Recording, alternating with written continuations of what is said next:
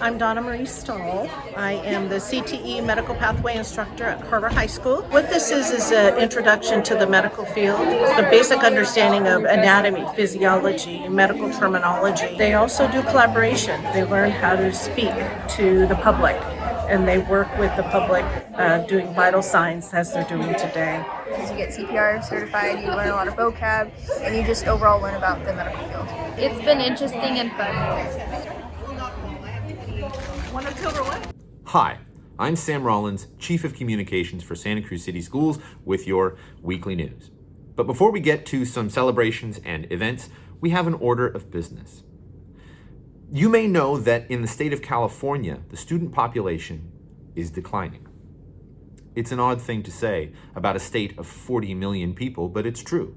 In almost every school district in California, enrollment is declining. And this is true of public, private, and charter schools. And while it's hard to predict year over year what the needs of students are going to be, we at Santa Cruz City Schools want to be proactive. So this year we launched the SCCS Vision 2030 Committee to address the issue. The Vision 2030 Committee is a kind of community think tank made up of school staff, parents, and community members that meets monthly to discuss and analyze the impacts of declining enrollment on our district.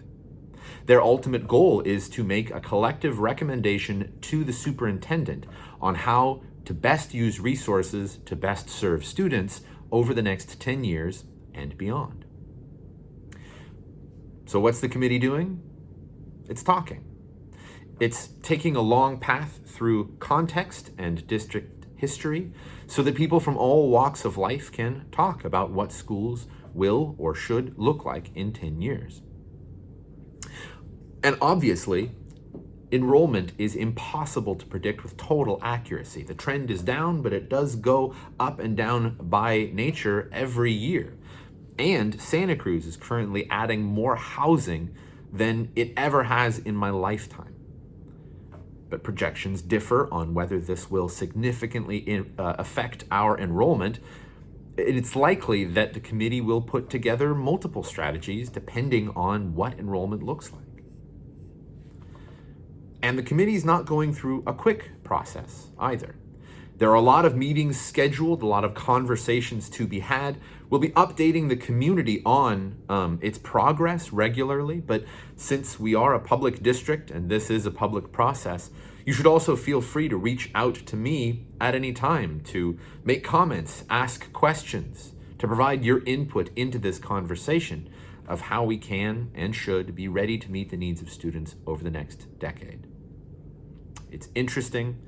It's potentially confusing, but you can be part of the process as much as you want to be. Reach out. Okay, and now some celebrations.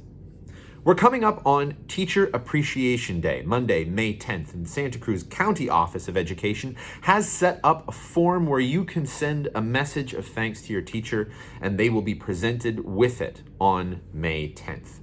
Of course, teaching isn't a thankless job, but I would call it underthanked. So please click on link number 1 and have your thanks sent along on May 10th.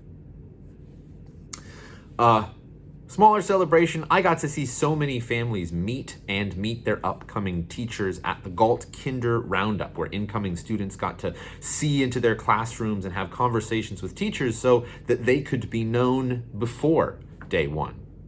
It's just always so exciting to see people who are just starting out in school and just getting to know this big community.